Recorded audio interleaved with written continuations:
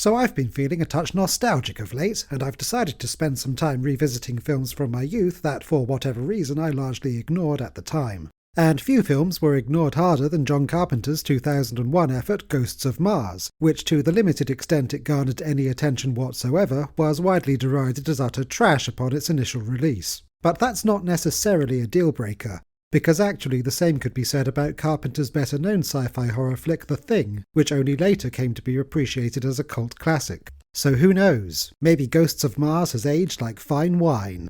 Incidentally, and rather depressingly, I've just realised that more time has now passed since Ghosts of Mars was released than between Ghosts of Mars and The Thing. Christ, I'm getting old. So let's crack on with the review while I still have control of my faculties.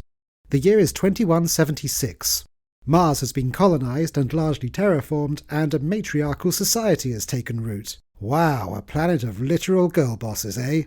Police Lieutenant Melanie Ballard, played by Natasha Henstridge, is summoned before the chief girl bosses in the wake of a disastrous mission from which she is the only known survivor. The rest of the story is largely told through flashbacks as she recounts her experiences before the tribunal. Our tale of woe begins with Melanie being sexually harassed in the workplace by her commanding officer, Helena Braddock, played by Pam Grier. But hey, it's girl on girl, so I guess that's okay. And in any event, it turns out Melanie's bread isn't buttered that way, so instead we get to meet the rest of the team. And it looks like this is where Clea Duvall's acting career went to die. After a promising start with films like The Faculty and Girl Interrupted, as she got a bit older she never really made the transition away from playing moody teenagers. Next up we have Jesus Christ, is that Jason Statham with hair? Oh my god, it is. More or less. He plays Sergeant Jericho Butler, who suggests that he and Melanie might like to get it on, based solely on the fact that they're both breeders, meaning heterosexuals, who are apparently a minority on this planet. God damn, when was this film made again? Some of this stuff could be straight out of the post-2016 Hollywood playbook. Anyway, we find out the team were ordered to remote mining town, Shining Canyon, to retrieve convicted felon James Desolation Williams. You see, this film rather fancies itself as a wacky western set in space. That's why the towns have names like Shining Canyon, and the outlaws have nicknames like Desolation Williams. Incidentally, Mr. Williams is played by rap artist Ice Cube, which works about as well as you would expect. But all is not well at Shining Canyon. The team arrives to find the town deserted and its former residents possessed by the disembodied spirits of a long-dead Martian civilization.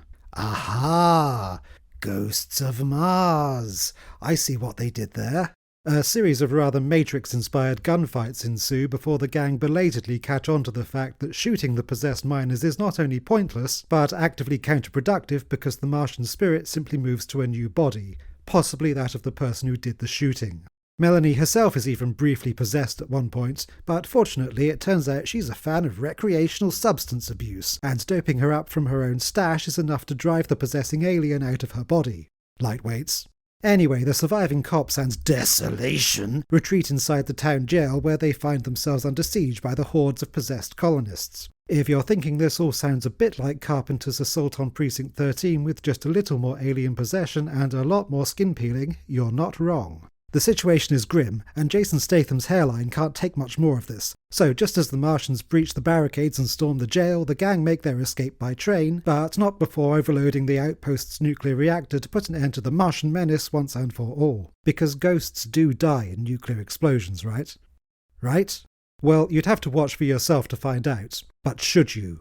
Well, on one hand, I cannot in good conscience pretend that this film is objectively anything other than the cliched garbage it was written off as at the time. With its dubious writing, weak visual effects, and some rather hammy acting, this will not be remembered as John Carpenter's finest hour. But I do have to admit, revisiting it 20-odd years later with somewhat lower expectations, it's not entirely without a certain charm. If you're a fan of the genre, then as long as you know what you're letting yourself in for, I can certainly think of worse ways to spend 98 minutes of your life. It's also mildly interesting as a kind of cultural artifact because, make no mistake, this film is very much of its time.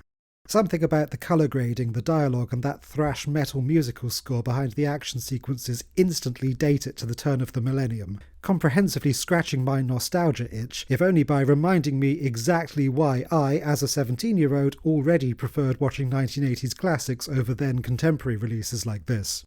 Anyway, that's all I have time for today, so as always, leave questions, corrections and insults in the comments below, and please do like and subscribe for more psychoanacriticism.